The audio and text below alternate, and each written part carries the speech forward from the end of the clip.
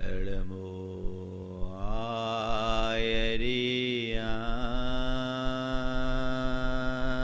आयरियाणम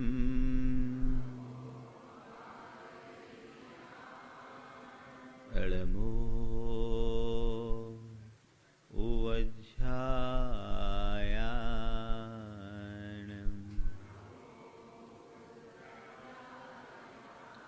एडमो लोये सवशाहुनम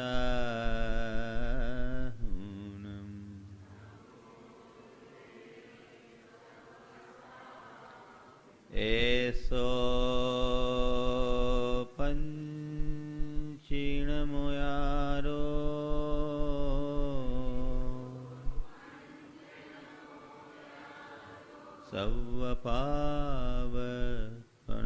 सवपावपनाशिनो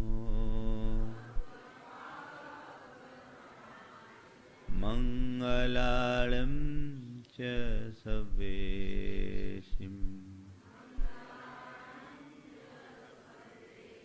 पढ़मं हो मंगलम। जय बोलो देवादिदेव एकहदराट श्री भगवान महावीर स्वामी की जय जय जय। अहिंसा परमो धर्म की जय जय जय। परम पूज आचार्य गुरुवर श्री विद्यासागर जी महाराज की जय जय जय। बोली महामणि श्री समासेठ मुंशी प्रमाण सागर जी महाराज की। पूज मुंशी विराट सागर जी महाराज की। इस विराट संसार में जब भी हम दृष्टि दौड़ाते हैं तो हमें हर तरफ दुख दिखाई पड़ता है। संसार का हर प्राणी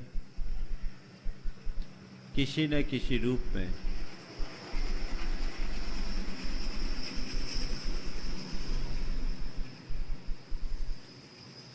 दुखी प्रतीत होता है। लेकिन जब हम अपने जीवन में झांकते हैं तो ऐसा लगता है मानो मैं ही दुखी हूं। सच्चाई ये है कि संसार में सब दुखी है, यहां कोई सुखी नहीं। ये हो सकता है कि सबके दुखों का अलग अलग स्तर है, पर दुख तो सबके अंदर किसी न किसी रूप में है ही। संसार दुख की पर्याय है और इस वास्तविकता को समझने का नाम ही संसार भावना है। जीवन में दुख आता है, हमें विचलित करता है। कब? जब हम उसे स्वीकारते नहीं हैं तब। जब हम उसे स्वीकारना शुरू कर लेते हैं, दुख हम पर हावी नहीं होता। और स्वीकार कब होता है? स्वीकार तभी होता है जब हमें ऐसा लगने लगता है ये तो हमारे जीवन का एक अंग है। जैसे कोई व्यक्ति बीमार हो, छोटी मोटी बीमारी हो, तो शुरुआत में उसे वह बीमारी बर्दाश्त नहीं हो पाती, वो अपनी बीमारी से विचलित हो उठता है। लेकिन किसी को जब वो बीमारी स्थिर हो जाती है, वो उसका आदी हो जाता है, तो धीरे धीरे धीरे धीरे उस बीमारी के प्रति वो यूज्ड टू हो जाने के कारण उसे वो अपना अंग मान लेता है और कहता है चलो ये तो लगा ही हुआ है। संत कहते हैं जिस संसार में तुम रह रहे हो उसमें अनेक प्रकार की बीमारियां लगी हुई है, और वो लगी रहेगी, उससे कोई नहीं बच सकता। तुम उसका कितना भी प्रतिकार करो वो विनष्ट होने वाली नहीं है। वो बीमारी नहीं, महामारी है, और सब पर है, किसी न किसी रूप में संसार के प्रत्येक प्राणी के ऊपर है।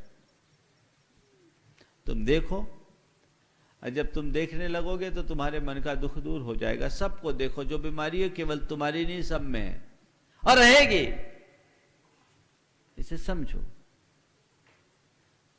और जब तुम्हें लगने लगेगा कि सबको ये बीमारी है, तो मैं भी उसी का अंग हूं, जैसे सब भोग रहे हैं वैसे मैं भोगूंगा, जैसे सब जी रहे हैं वैसे मैं जीऊंगा।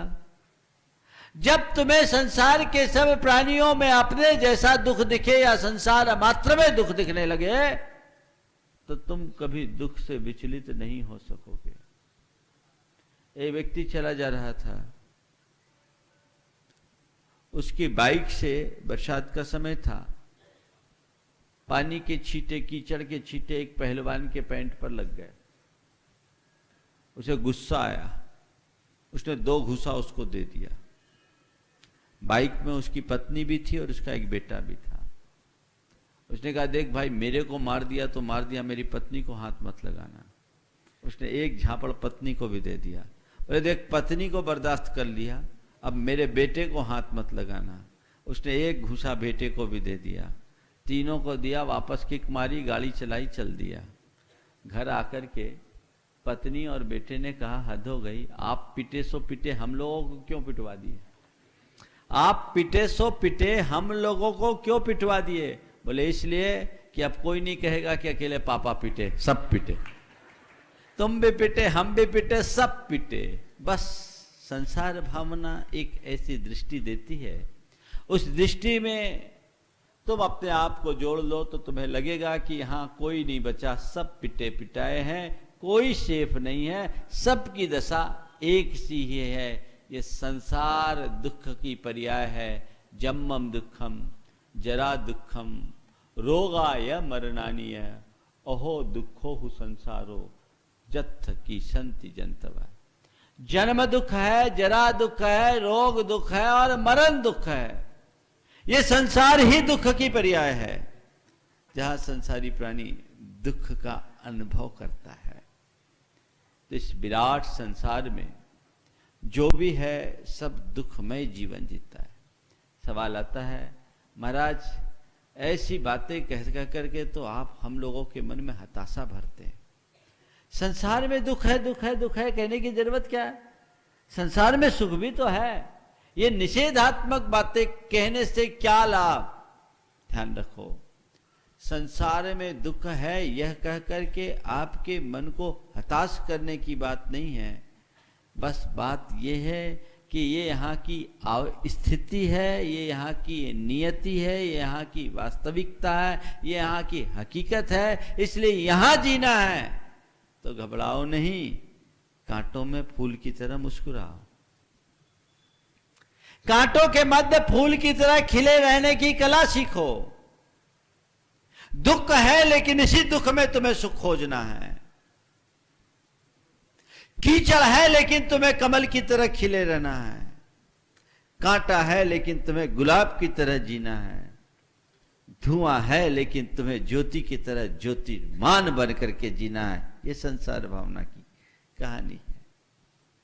ये मेरे जीवन की एक चुनौती है। मुझे इसे एक उपलब्धि में परिवर्तित करना है। संसार में दुख है ये सब कहा जाता है, निश्चित दुख है, तो महाराज क्या करें? कहीं भाग जाएं? भाग के बता दो।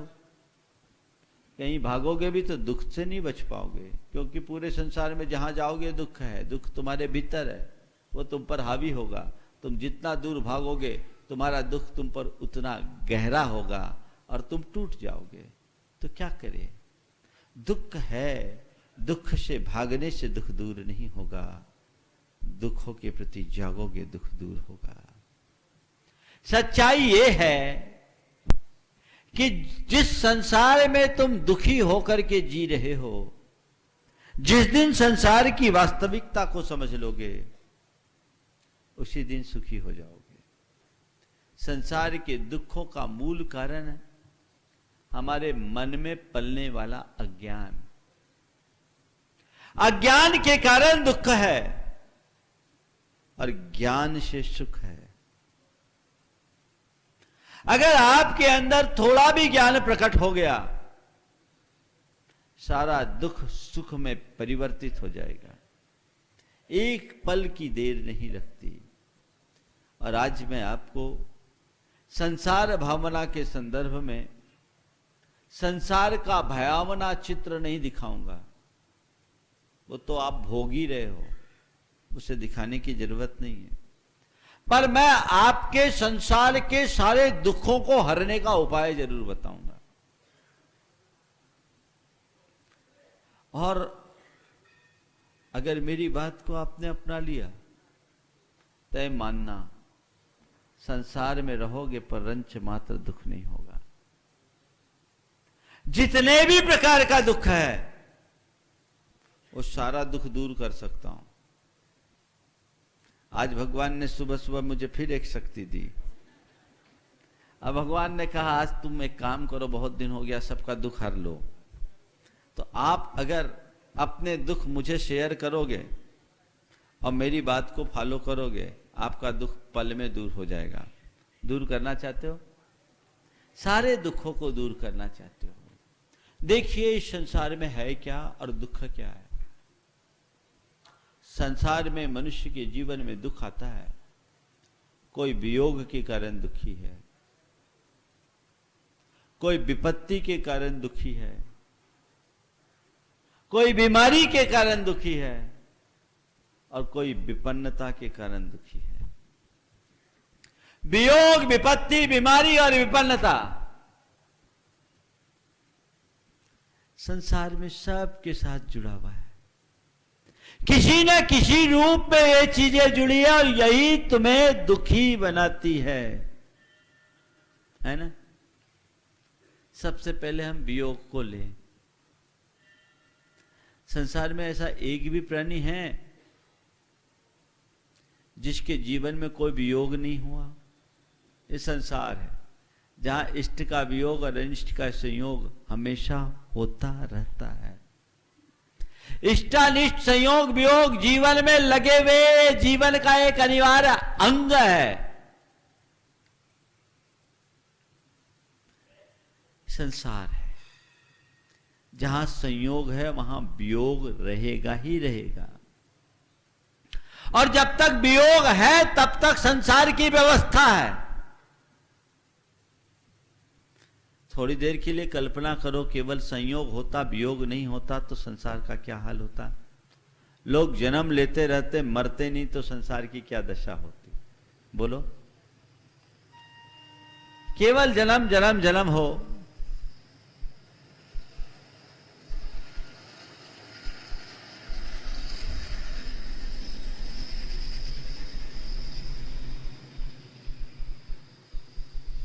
केवल जन्म जन्म हो और मरण न हो, केवल आना आना हो और जाना न हो, केवल संयोग हो और वियोग न हो, तो ये बताओ हम लोगों को यहां जगह मिलती? आभार व्यक्त करो उन सब का जिनने हमारे लिए सीट खाली की है कि नहीं की। ये तो एक व्यवस्था है। जहां संयोग है वहां वियोग होगा, ये प्रकृति का नियम है। सूरज उगा है तो अस्त होगा। उगने वाले सूरज को हम डूबने से नहीं बचा सकते। तो उगा है और डूबेगा। उगना और डूबना ये सूरज का स्वभाव है। आना और जाना ये प्रकृति का स्वभाव है। संयोग और वियोग ये नियति निसर्ग का नियम है। तो ये चलेगा, चल रहा है, अनादि से प्रवर्तित है, चलेगा। इसको हम परिवर्तित नहीं कर सकते। है किसी के हाथ में कि तुम कहो कि बस सूर्योदय हुआ सूर्यास्त ना हो? और एक बात बताऊं, अगर ऐसा हो जाए तो त्रस्त हो जाओगे। अभी 12-14 घंटे का दिन होता है तो मारे गर्मी के चिल्ला पड़ते। अगर कल्पना करो 24 घंटे सूरज जैसी आग उगलता तो क्या होता? ये प्रकृति का नियम है। जन्म और मरण, संयोग और वियोग ये लगा हुआ है। ऐसा एक भी व्यक्ति नहीं है जिसके जीवन में कभी कोई वियोग घटित न हुआ हो। है क्या? नहीं है। तो जब किसी के, सबके जीवन में वियोग है और वियोग यहां की का नियम है, यहां की व्यवस्था का एक अंग है, तो फिर मैं वियोग से विचलित क्यों हूं? पहले से मानसिकता बना लूं कि वियोग होना है, वियोग जन दुख होगा क्या? बोलिए। आप ट्रेन में सफर करते हैं, अनेक लोग मिलते हैं, घंटों की यात्रा में बातचीत होती है, मित्रता भी बन जाती है, कईयों से प्रगाढ़ता भी बन जाती है। लेकिन जब आपका अपना स्टेशन आता है, अपना पड़ाव आता है, आप उतरते हैं, सामने वाले को बाय करते हैं, धन्यवाद देते हैं, उतर जाते हैं, मन में कोई मलाल होता है, अरे कहाँ उतर रहे हैं, चलते इसके साथ, या वो आपके साथ पहले उतर जाए तो आपके मन में ऐसा आता है कि अरे अच्छा मित्र उतर गया, साथ रहता तो अच्छा होता? नहीं। क्यों? आपको पता है मेरी उसकी जर्नी इतनी देर की थी, इतनी दूरी की थी, वो खत्म हो गई, जर्नी पूरी हो गई, मन में कोई तकलीफ नहीं। संत कहते हैं जीवन में जब भी कोई वियोग आए, सोचो मेरी उसकी जर्नी इतने ही दिनों की थी, मेरा उसका संयोग इतने ही दिनों का था। तो अब बताओ, वियोग जन दुख तुम्हारे चित्त पर कभी हावी होगा? हाँ होगा? बोलो। नहीं होगा ना? पक्का? तो बताओ। 4 प्रकार के दुख में पहला दुख वियोग जन दुख। वियोग हुआ, विचलित मत हो, उसको स्वीकार कर लो, दुख दूर। समझ गए? अब कभी तुम्हारे जीवन में किसी का वियोग होगा तो क्या करोगे? रोओगे? क्या करोगे? रोना मत। क्यों? ये तो होना ही था, इसकी मेरी जर्नी इतने ही दिन की थी, ये संयोग इतने ही दिन के लिए था। ये तो लगा हुआ है, विकसते मुरझाने को फूल, उदित होता छिपने को चंद, बरस जाने को भरते मेघ, दीप जलता होने को मन। विकसते मुरझाने को फूल, उदित होता छिपने को चंद, बरस जाने को भरते मेघ, दीप जलता होता होने को मन। छलकती जाती है दिन रैन, लबालब तेरी प्याली मीत, मौन होता जाता संगीत। क्षणिक है मत वाले जीवन, क्षणिक है मत वाले जीवन। ये तो सृष्टि का क्रम है, परिवर्तित होता है, होता रहेगा। वहां सावधान हो जाओ, सजग हो जाओ, समस्या हल। ये इतने ही दिन का था, ये इतने ही देर का था। अरे इतनी जल्दी चला गया, हम कैसे करें? हे भगवान, क्या मैंने पाप किया? हमसे ऐसा क्या अपराध हो गया? भगवान मेरे से ऐसा क्या बैर था जो तूने बीच में उठा लिया? बेचारा भगवान क्या करेगा? भगवान ने क्या उठाया? ये तो जिसका जितने दिन का नियोग है वो होगा। ये संसार है, संसार में चक्र चलेगा।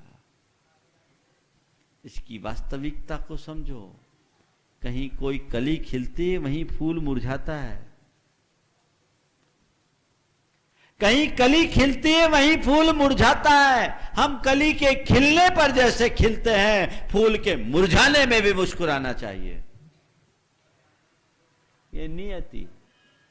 अगर इतना विवेक, इतना विचार हमारे मन में आ जाए तो हमारा मन कभी दुखी होगा? बोलो, होगा? तो अब किसी का वियोग होगा तो क्या सोचोगे? बस महाराज यही सोचेंगे, इसका इतने ही दिन का साथ था, काम खत्म, तुम्हारा 25% दुख खत्म। बोलो हुआ कि नहीं हुआ? 4 प्रकार का बताया। एक, वियोग जन दुख में मैं विचलित नहीं होऊंगा, उस वियोग को स्वीकार लूंगा, ये इतने ही दिन का साथ था। और ये सच्चाई है। ये बताओ, तुम रोगे तो क्या वियोग पूरा हो जाएगा? आर्त ध्यान करोगे, मरोगे। प्राय ऐसा बताया गया कि इस प्रकार के आर्त ध्यान से मरने वाले जीव दुर्गति के पात्र और होते हैं। अभी दुखी होंगे सो होंगे, अभी दुख होगा, जीवन दूषित होगा, पाप होगा, और भविष्य में दुर्गति होंगे। क्यों रो?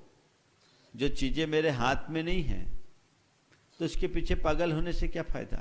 संत कहते हैं जब चीजें अपने नियंत्रण से बाहर हो जाए तो उसके आगे सरेंडर होकर स्वीकार लो, दुख दूर हो जाएगा। जो चीजें तुम्हारे नियंत्रण से बाहर है, आउट ऑफ कंट्रोल है, जिसका नियंत्रण तुम्हारे हाथ में नहीं है, तो उसके आगे सरेंडर हो जाओ, उसे स्वीकार लो, एक्सेप्ट कर लो, दुख दूर। वियोग हो गया, हो गया, हो गया, मुझे क्या फर्क पड़ना? मेरे संपर्क में एक महिला, उसका विवाह हुआ और 2 साल बाद पति का वियोग हो गया। 2 वर्ष में ही पति का वियोग हो गया। लोक की दृष्टि से उसके ऊपर बड़ा वज्राघात। एक छोटा सा बच्चा 6 महीने का, दूध पीता बच्चा, 6 महीने का बच्चा उसे छोड़ के पति चला गया। लोगों को बड़ा आघात लगा। निश्चित एक स्त्री अपने सुहाग को खो दी, ये बहुत बड़ी क्षति है। लेकिन वो बहुत स्वाध्यायशील थी। उसने कहा, मेरे और मेरे पति का इतने ही दिन का संयोग था, चले गए तो चले गए, अब रोने से क्या होगा। अच्छा हुआ, अब जो हो गया सो हो गया। पति गए पर अपने पीछे इतना छोड़ करके गए हैं कि मेरे और मेरे बच्चे के निर्वाह में कोई कठिनाई नहीं। वो छोड़ के नहीं भी जाते तो मैं पढ़ी लिखी हूँ, अपने और अपने बच्चे के पेट पालने के लिए समर्थ हूँ। और मुझे पति चले गए, अब उन्हें लौटाया नहीं जा सकता। मुझे अब इस बात का दुख करने से कोई लाभ नहीं कि पति चले गए। अब मैं इस बात का सुख महसूस कर रही हूँ कि चलो पति चले गए, कम से कम मैं शील व्रत का पालन करने का सौभाग्य तो प्राप्त करूंगी, शील का पालन करूंगे। ये सोच हो सकती है? ऐसा जीव कभी दुखी हो सकता है? चले गए चले गए चले गए, परिस्थितियों को कोसने वाले जिंदगी भर रोते रहते हैं।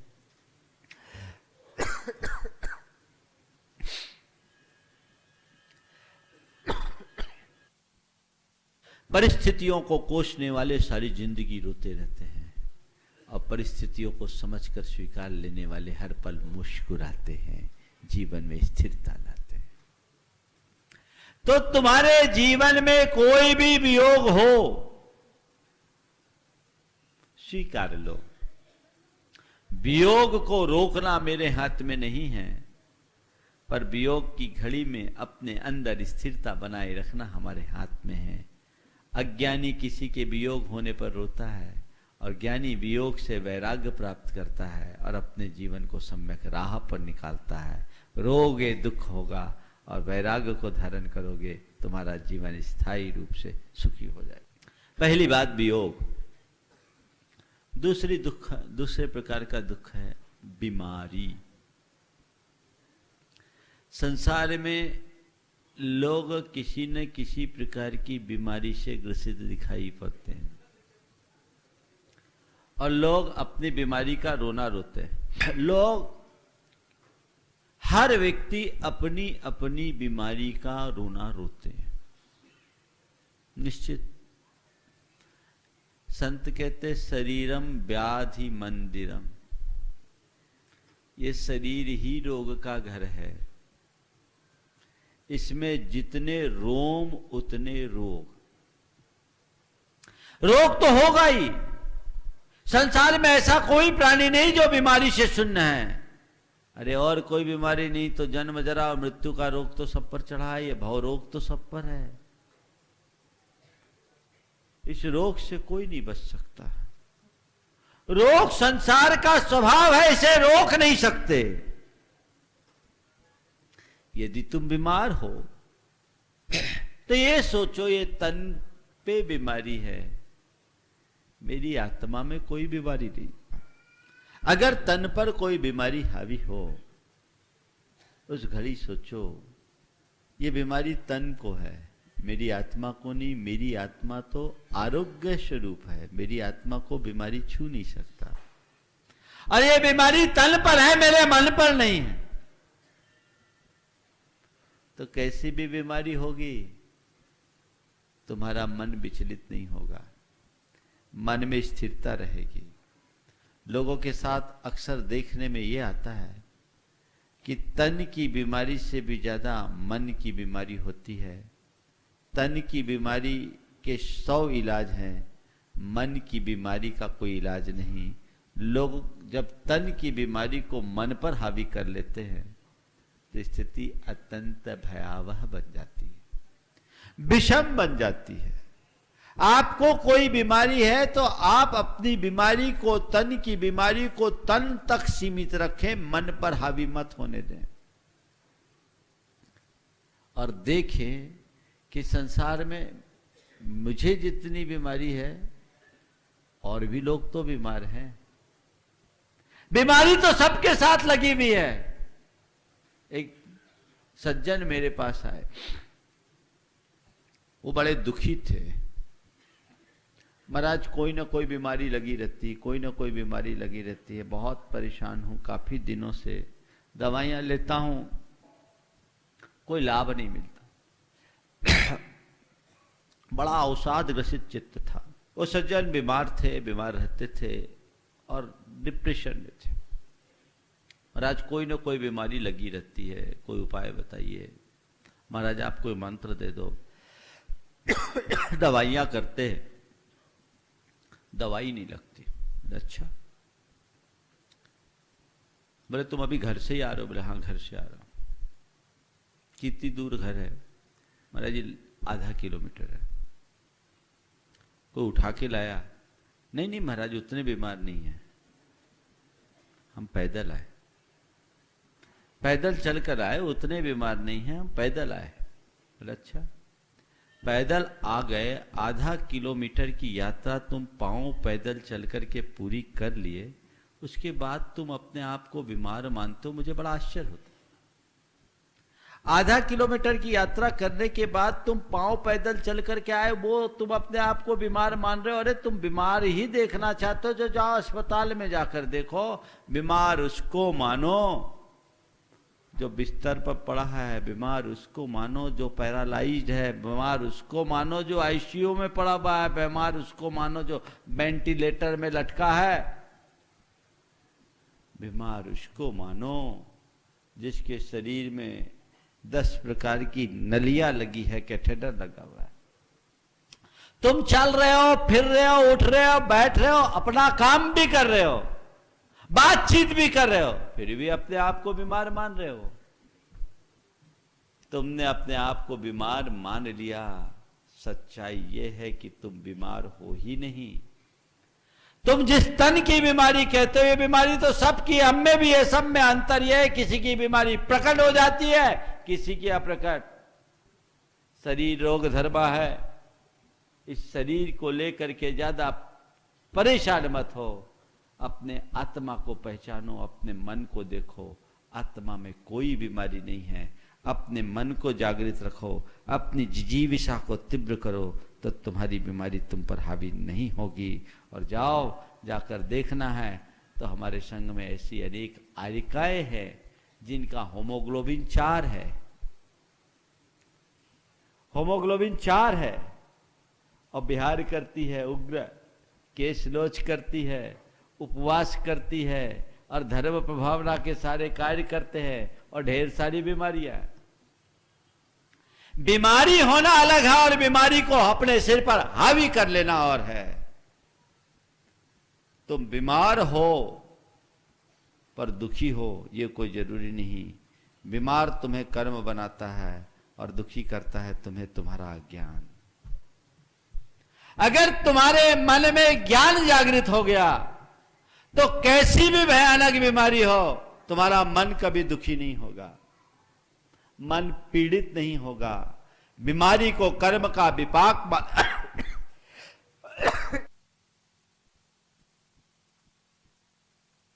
नहीं है, यहां की बीमारी दूसरी है। यहां कुछ हवा उल्टी है, उसी की धांस आ रही है बार बार। पर मुझे ही क्यों आ रही है मुझे समझ में नहीं आ रहा। लग रही है ना? हाँ, ये बोलने के कारण। खैर देखिए कितनी देर चलती है बात। मैं आपसे कह रहा हूं कि बीमार होना अलग बात है, बीमारी कर्म के विपाक से होती है, पर दुख तो हमारे अज्ञान से होता है। कैसी भी बीमारी आए, जिस घड़ी बीमारी आए, तो 2 बातों का विचार करो। ये सोचो ये कर्म का उदय है, और ये देखो कि मैं बीमार तो हूं पर बिस्तर पर नहीं हूं, ये मेरा सौभाग्य है। औरों से बेहतर हूं, ये मेरा सौभाग्य है। चलो ठीक है, मेरी बीमारी है, मैं सह रहा हूं, अपना काम कर रहा हूं, हमारे जीवन में दुख नहीं होगा। और अपनी बीमारी को पकड़ करके रोते रहोगे तो सारी जिंदगी रोते रहोगे। कुछ लोग हैं जिनकी आदत ही रोने की होती है, वो बात बात पर रोते हैं, कहीं भी जाओ तो वो अपना रोना ही रोते हैं। ध्यान रखना, जिंदगी रोने के लिए नहीं है, इसी रोने का नाम तो संसार है। संसार में जितने भी दुख है ये रुदन के कारण है। अपने जीवन में आए हुए प्रतिकूल संयोगों को स्वीकार न कर पाना ही संसार के दुख का मूल है। अपने जीवन में जब भी कुछ ऐसी स्थिति हो, अपने को संभालने की कोशिश करो।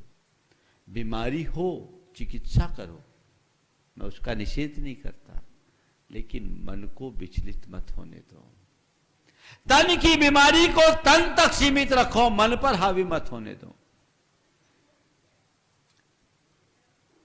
सन 2002 में मैं मैनपुरी में था, उत्तर प्रदेश में। वहां एक दिन एक सज्जन मेरे पास आए। वो डिप्टी कलेक्टर की पोस्ट से रिटायर हुए थे, जैन नहीं थे। और उन्होंने कहा, महाराज आपने मुझे बहुत बड़ी बीमारी से बचा लिया।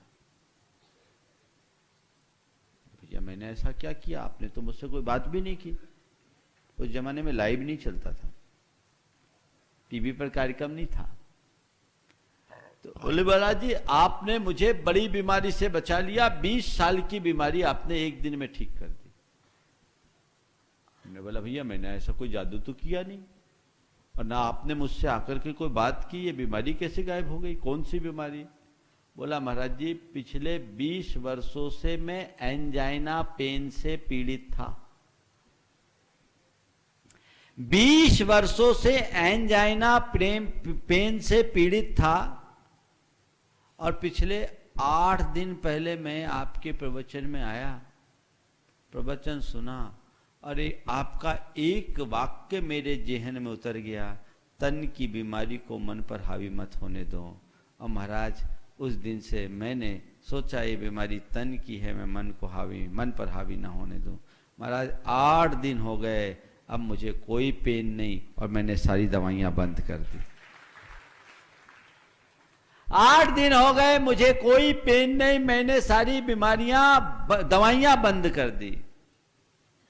क्या है?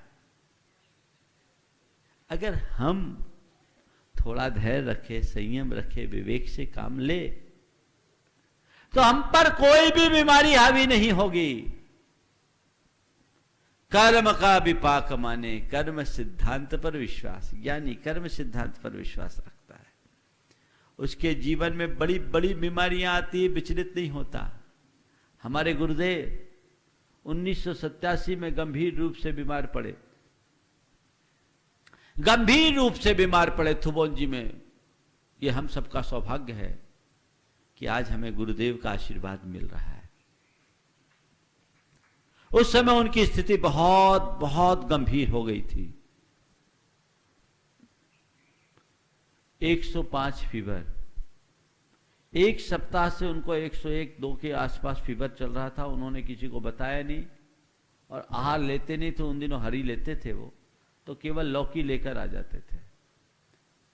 और उनका एक सिद्धांत है, ज्वर को लंघन, बुखार आए तो उपवास कर लो। उनने एक दिन उपवास कर लिया उसी बुखार की स्थिति में। उस दिन 105 फीवर, हालत खराब, गर्मी बहुत थी, बारिश हुई नहीं थी। उनको स्पंज करके फीवर उतारने की कोशिश की गई, उतरा नहीं। मलेरिया था, थुबोंजी में मलेरिया का बहुत प्रकोप था। दूसरे दिन उनको आहार के लिए उठाया, बुखार को डाउन करके 101 तक लाकर उस बुखार की स्थिति में आहार को उठे, और सिंकोना का पाउडर, जिससे कुनैन बनता है, सिंकोना एक वृक्ष होता है, उसकी छाल का पाउडर, वो मलेरिया की दवाई उसी से बनती। तो वो बहुत कड़वा होता, जहर जैसा। मुनक्का में मिला करके शुरू में दिया, कड़वा था ही, बुखार भी थे, मुंह में डाला, वो बाहर निकल गया, अंतराय हो गया। 2 उपवास हो गए, और उसमें उनकी हालत एकदम चूर हो गई, पस्त हो गई, शरीर एकदम छीन हो गया, शिथिल हो गया। 3 दिन बाद पंडित जगन मोहन लाल सिद्धांत शास्त्री एक और विद्वान के साथ गुरुदेव के चरणों में पहुंचे। मैं वहीं बैठा था, उन दिनों मैं अलग था, गुरुदेव लेटे थे।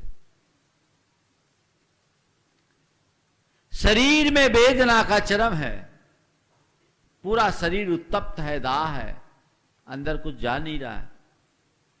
और उस स्थिति में पंडित जी ने पूछा, महाराज श्री कैसा लग रहा है?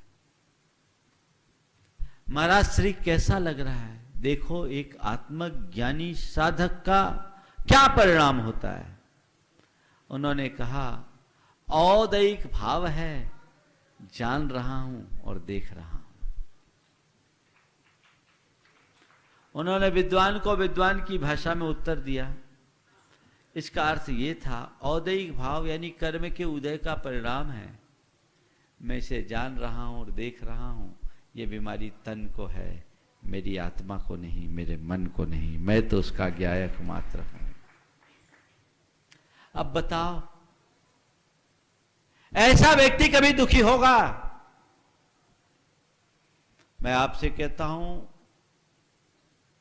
तन को स्वस्थ रखना तुम्हारे हाथ में भले ना हो, पर मन को बीमारी से बचाना ये तुम्हारे हाथ में है। बीमार तन का 100 इलाज, बीमार मानसिकता ला इलाज। अपनी मानसिकता को ठीक करिए, मानसिकता को स्वस्थ रखिए। और ये कब होगा? जब हमें जीवन और जीवन की व्यवस्था का ज्ञान होगा। तो अपने अंदर वह भाव जागृत कीजिए, तो हम कैसी भी बीमारी हो अपने अंदर स्थिरता लाएंगे। मैं आप लोगों को एक दवाई बता रहा हूं।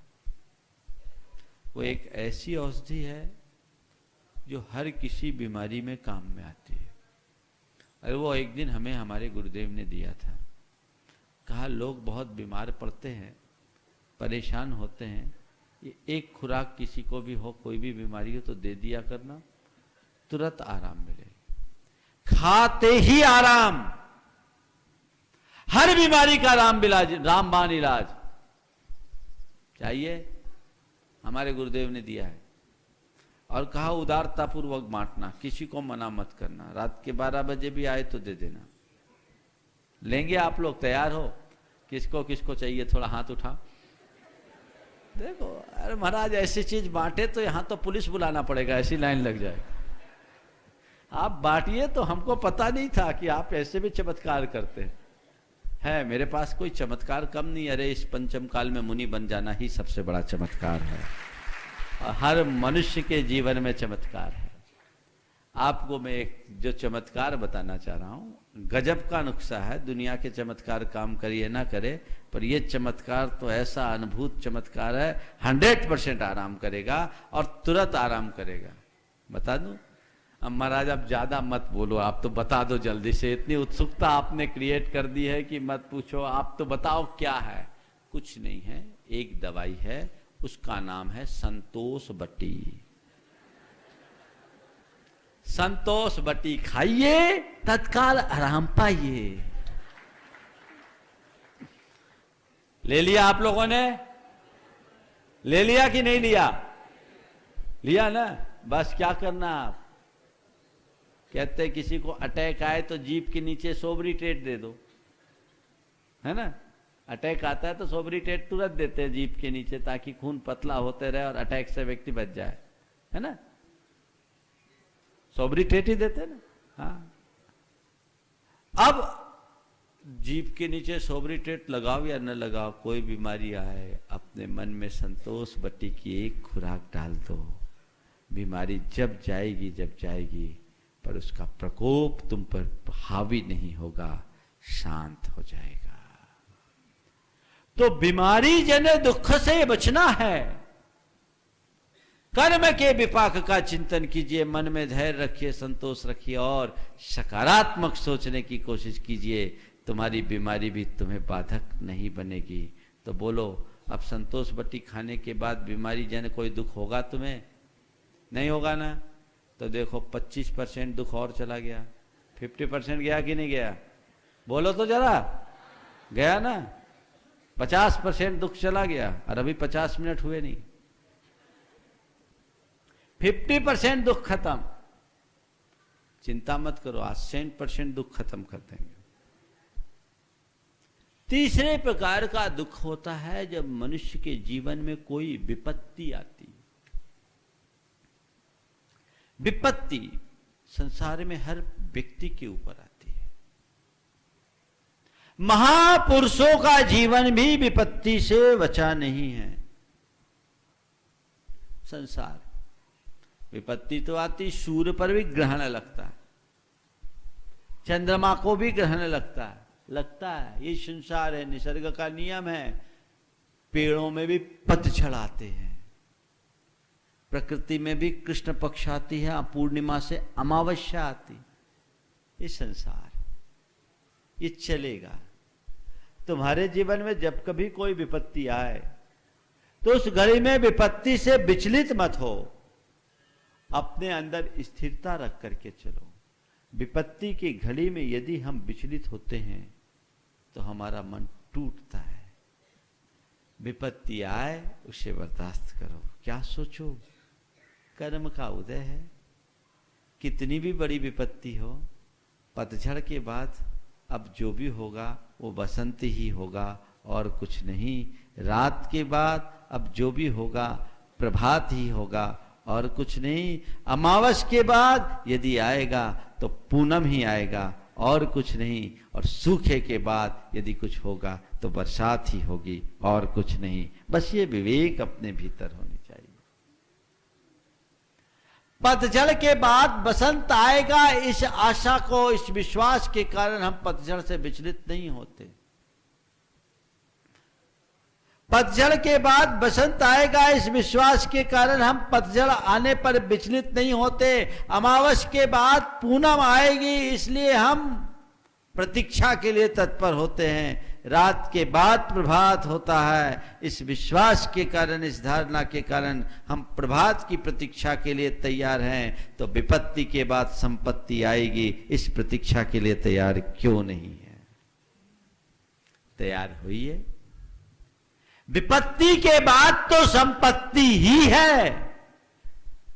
और संत कहते हैं ज्ञानी तो विपत्ति में भी संपत्ति देखता है। संसार में सब तरह के उतार चढ़ाव आते हैं। इनके मध्य जीना हमारी नियति है। इनसे भागोगे तो बच नहीं सकते।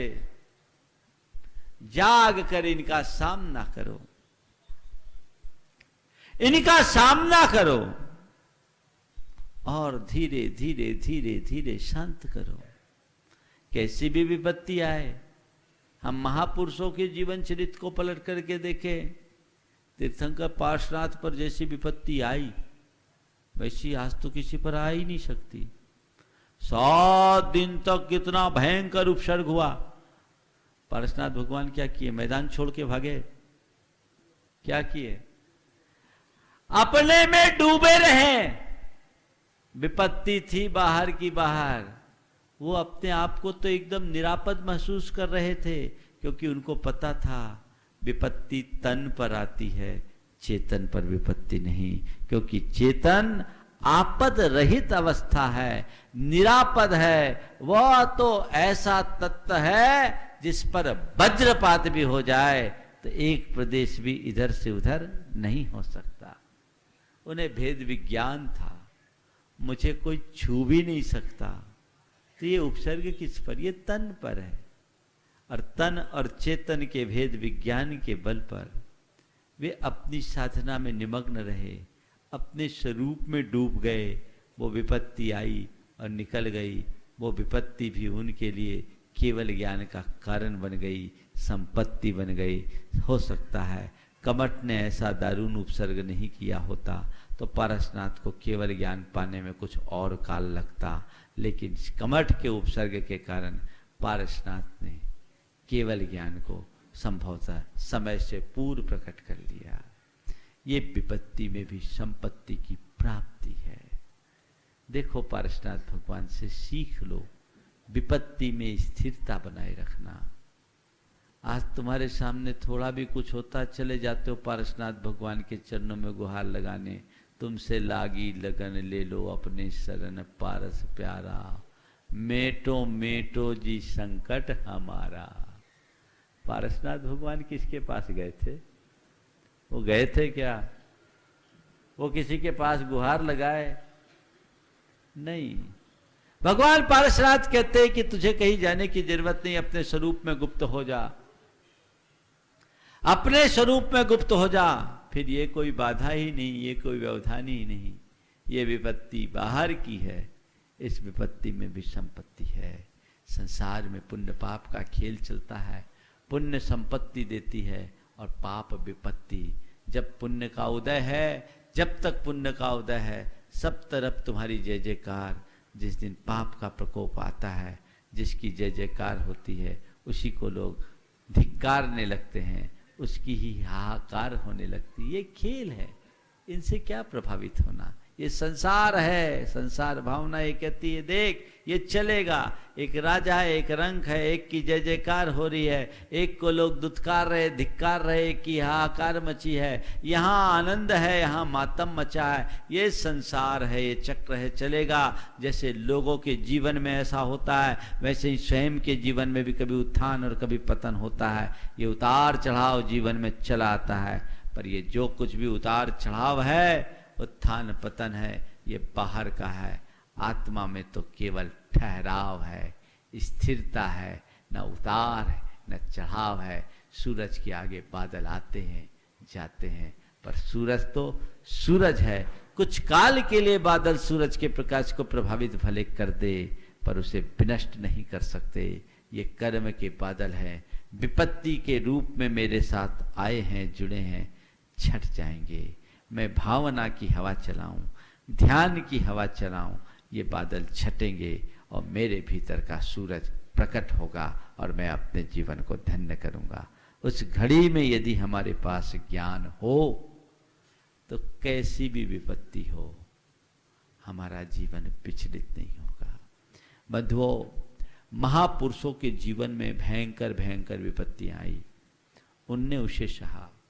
आज हम लोग इस अर्थ में बड़े भाग्यशाली हैं कि उस प्रकार की विपत्ति तो आज लोगों के साथ नहीं आती, लेकिन दूसरे प्रकार की विपत्तियों से लोग घिरते हैं और विचलित होते हैं, टूट जाते हैं।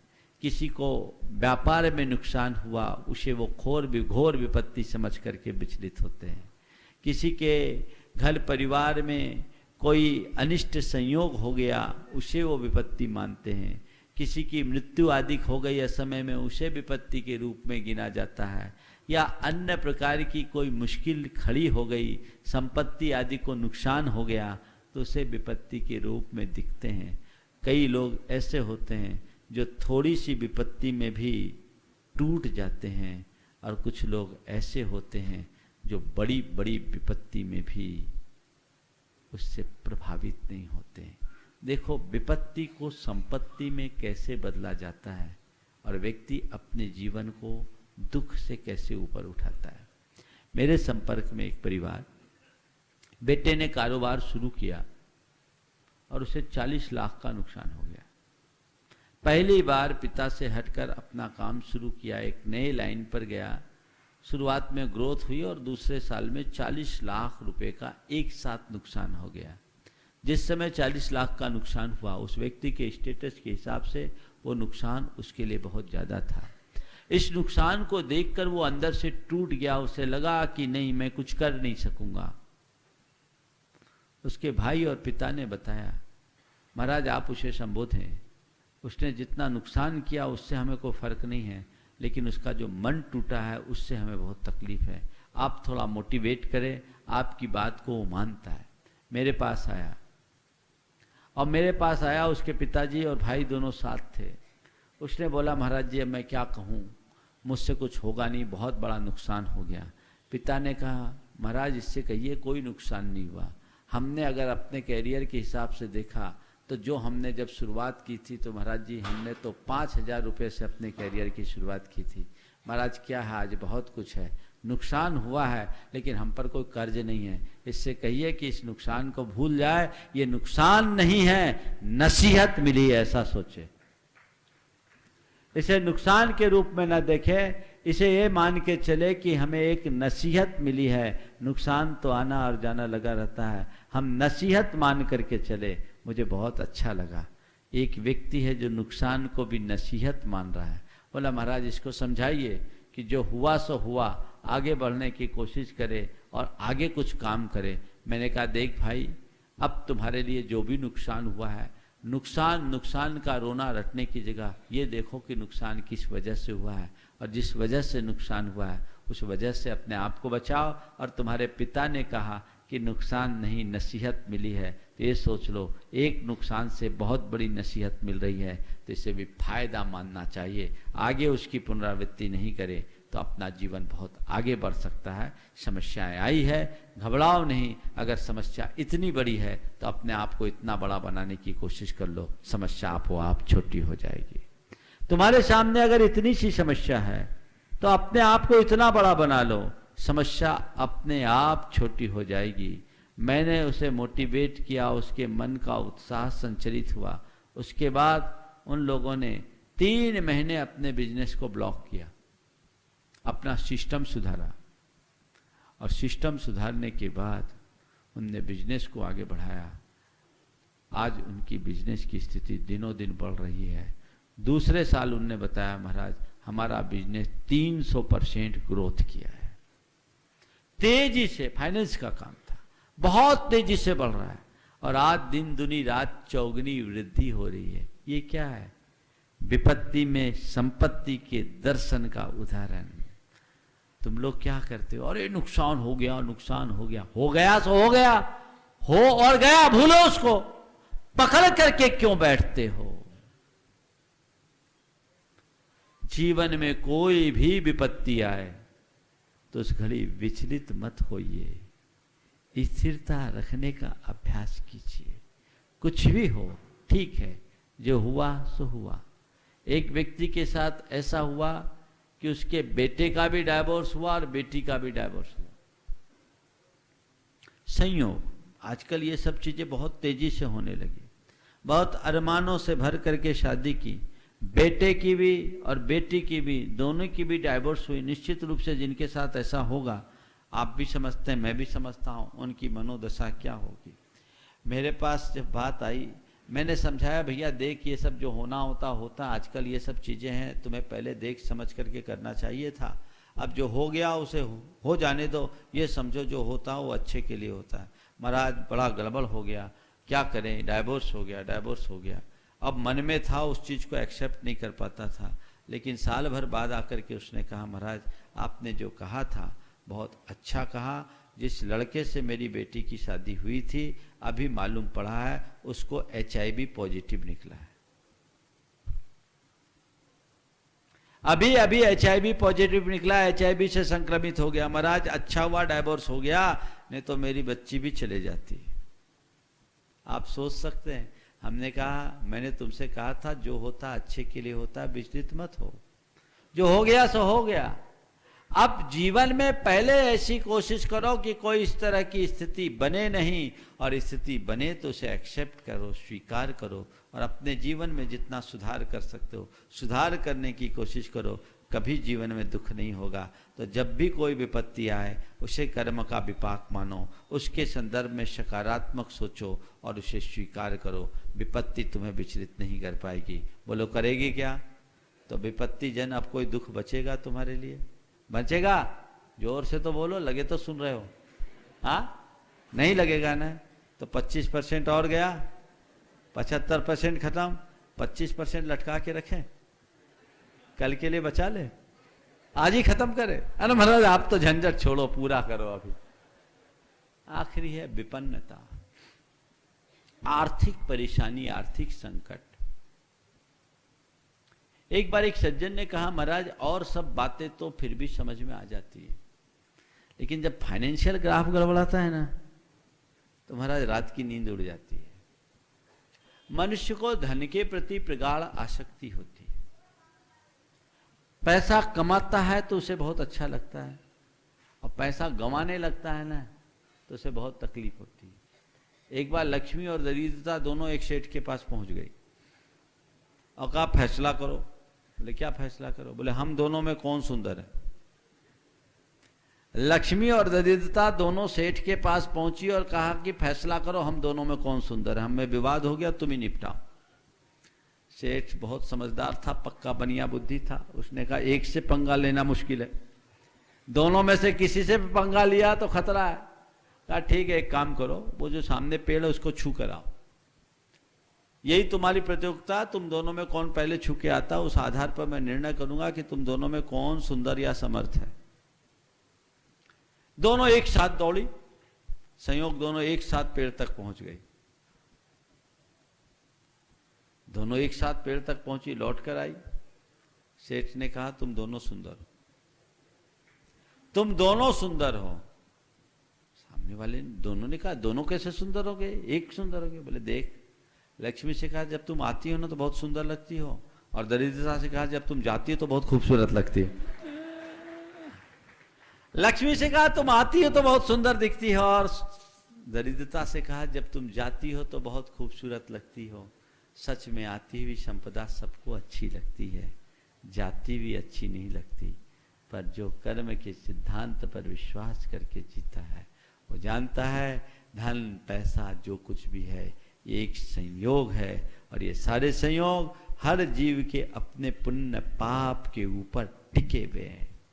जब तक अनुकूल संयोग होंगे धन पैसा आता रहेगा, संयोग बदलेंगे आया हुआ पैसा हाथ से निकल जाता है। इसका क्या मलाल करना, ये धन जड़ धन है, जीवन धन की पहचान करो। तुम्हारे जीवन में कितनी भी धन की हानि हो, अपने मन को उससे प्रभावित मत होने दो।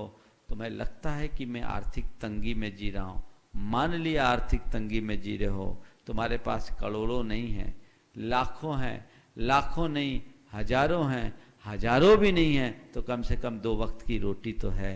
थोड़ा उन्हें देखो जिनके पास सुबह है तो शाम की व्यवस्था नहीं, शाम है तो सुबह की व्यवस्था नहीं। जब वो जी रहे हैं तो तुम क्यों नहीं जी सकते? अपने अपने नसीब पर भरोसा रख करके चलना चाहिए। धन अगर आ रहा है तो उसका अभिमान मत करो, और धन खोए तो दीनता अपने मन पर हावी मत होने दो।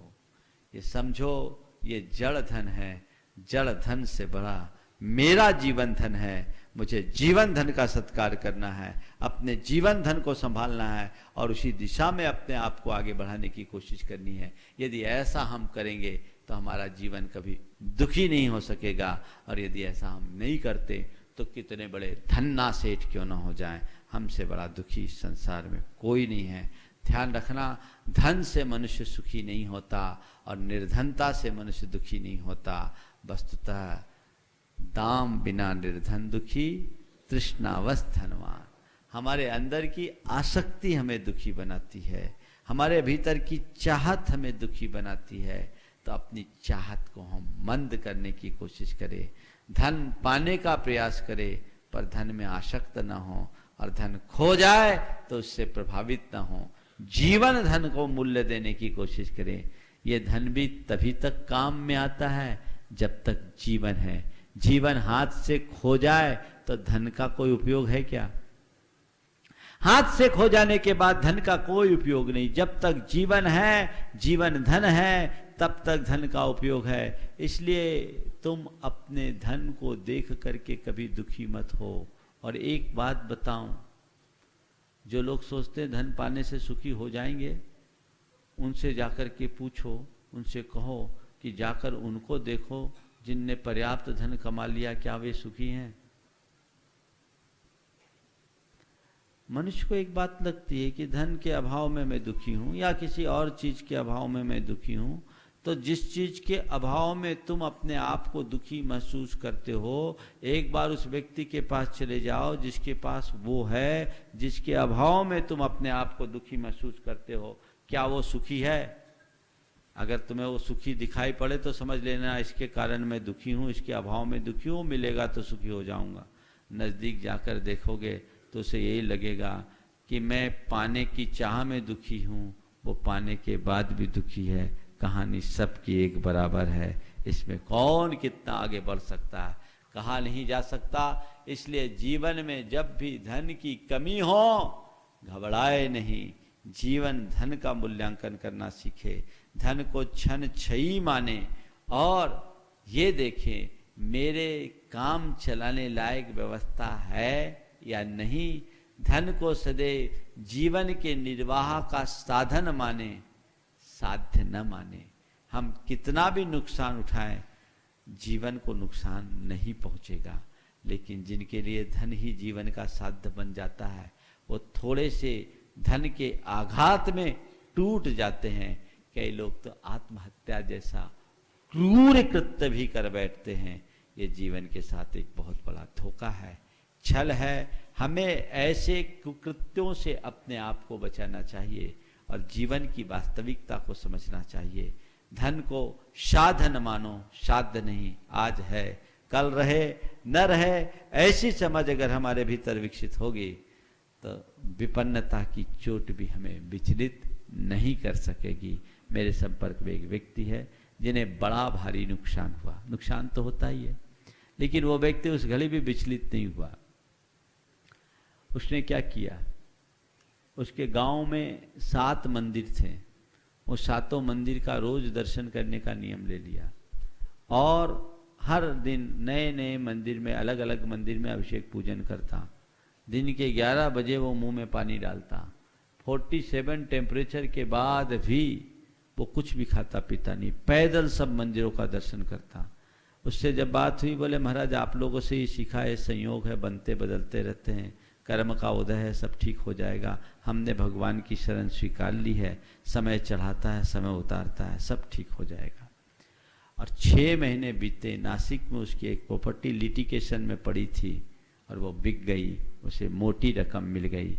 और उसके बाद भोपाल में एक ऐसी प्रॉपर्टी थी जो उसके पिताजी ने कभी खरीदी थी हबीबगंज में, उसका उसको पता भी नहीं था। उसे स्रोतों से मालूम पड़ा, दलालों से मालूम पड़ा और वो प्रॉपर्टी भी एक मोटी रकम में बिक गई। वो आदमी पहले से ज़्यादा समर्थ हो गया और जीवन स्थिर हो गया।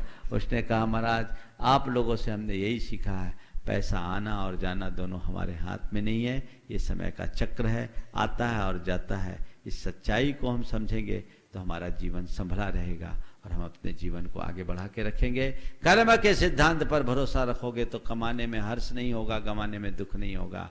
तो विपन्नता जन दुख भी कर्म सिद्धांत पर विश्वास रखने के बाद तुम पर हावी नहीं होगा। होगा क्या? होगा नहीं हुआ तो ये 25% भी गोल, 100% दुख तुम्हारा सिमट गया और संसार से पार हो गए। तो हम संसार के दुख से मुक्त होना चाहते हैं। इन सूत्रों को आत्मसात करें और अपने जीवन को उसी दिशा में आगे बढ़ाने की कोशिश करें। समय आप सबका हो गया।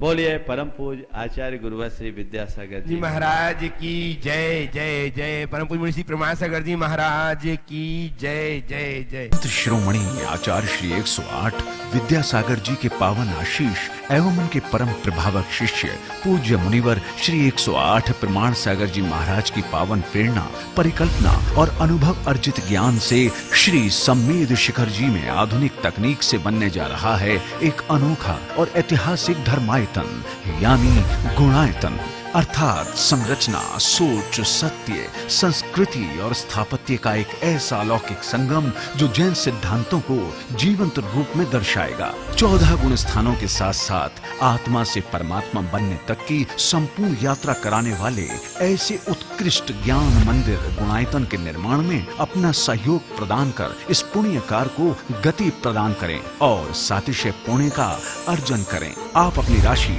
गुणायतन न्यास के खाते में जमा कर सकते हैं। गुणायतन न्यास bank of India, Parasnath, account number 4809201100000043, IFSC code BKID 004809। Gunayatan, गुणात्मक विकास का दिव्य सदन।